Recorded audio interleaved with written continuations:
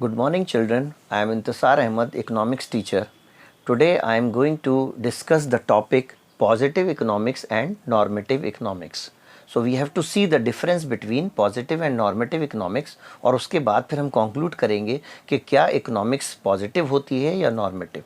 The first thing in this topic is positive economics deals with what was, what is or what will be.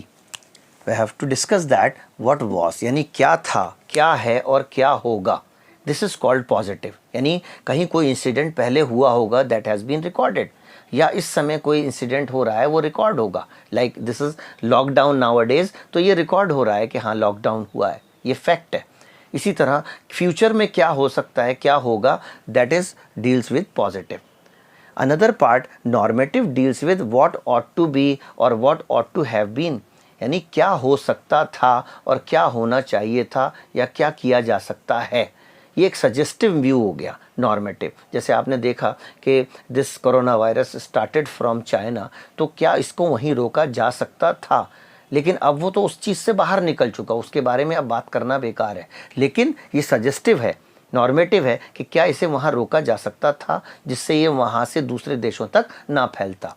Then second thing comes it can be verified with the facts यानी जो भी हमारे पास statistics होगी उस data के basis पर हम उसको वेरीफाई कर सकते हैं कि यस इट हैपेंड. कि अगर जैसे हमने पॉपुलेशन सेंसस किया तो हम बता पाएंगे कि out of that what is the proportion of population of male and how much female, कितने उसमें मेल हैं कितने फीमेल हैं, ये हम बता सकते हैं. ये फैक्ट है.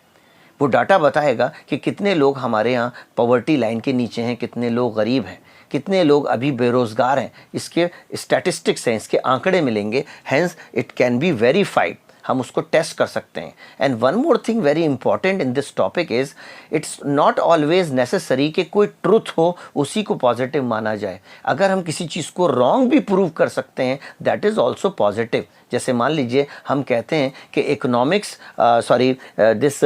India is the most populous country of the world. सबसे बड़ा पॉपुलस कंट्री है इंडिया. ये हम प्रूव नहीं कर पाएंगे.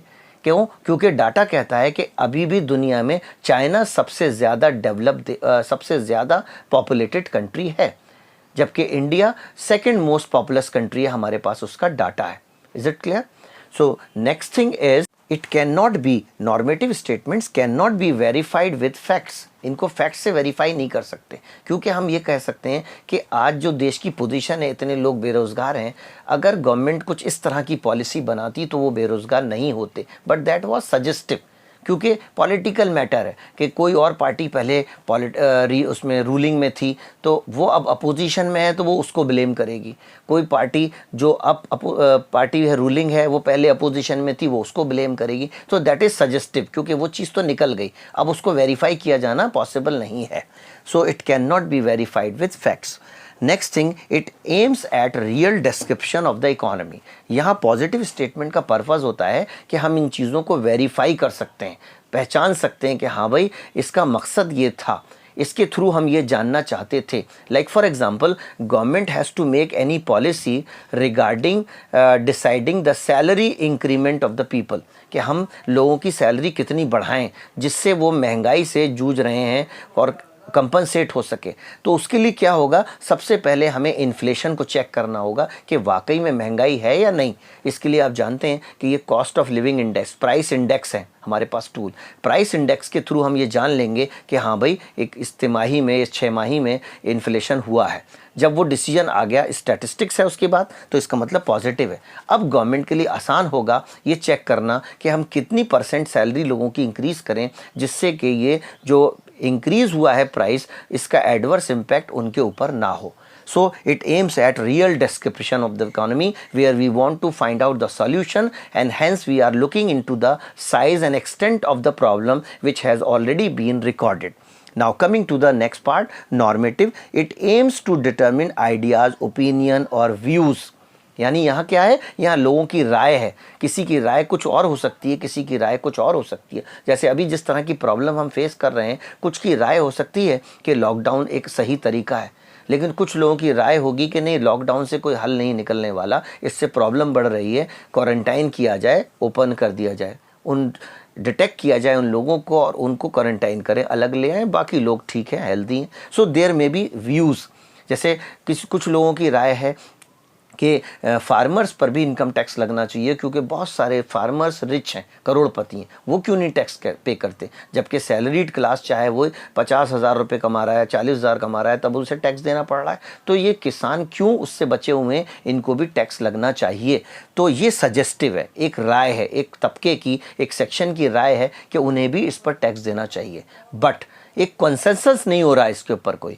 दूसरे लोग जो इसके अगेंस्ट हैं वो ये कहते हैं कि फार्मर चाहे रिच है या पुअर, हमें उस पर टैक्स नहीं लगाना चाहिए, because they are doing a risky business. हर बार उन्हें नेचर की मार झेलनी होती है, कभी बारिश कम हुई, कभी बारिश ज़्यादा हो गई, कभी सूखा पड़ जाता है, कभी कीड़ा लग जाता है, कभी मार्केट में वो चीज़ें सस्ती उन्हें बेचनी पड़ती हैं, कभी उनको गवर्नमेंट से सपोर्ट मिल पाता है, सब मिनिमम प्राइस सपोर्ट एटसेट्रा। तो उनके ओपिनियन में यह है कि फार्मर को टैक्स नहीं करना चाहिए, क्योंकि अगर हम मान लो कुछ ऐसा कैटेगरी बनाएं और रिच सेक्शन पे टैक्स लगा दें, रिच फार्मर पे टैक्स लगा दें, तो हो सकता है कल को वो एग्रीकल्चर बिजनेस छोड़ दें और अपना इन्वेस्टमेंट किसी और फील्ड में करें, which will not be good for the economy. क्योंकि हम चाहते हैं कि एग्रीकल्चर मेन नेसेसिटी को बनाता है, फूड ग्रेन को बनाता है, वो हमेशा इकोनॉमी में कंटिन्यू होना चाहिए, वो कभी बंद नहीं होना चाहिए काम। इसीलिए देखो आप, गवर्नमेंट सपोर्ट देती है, सब्सिडी देती है, लोन्स देती है फार्मर को, उनके बिल माफ़ कर देती है बिजली के,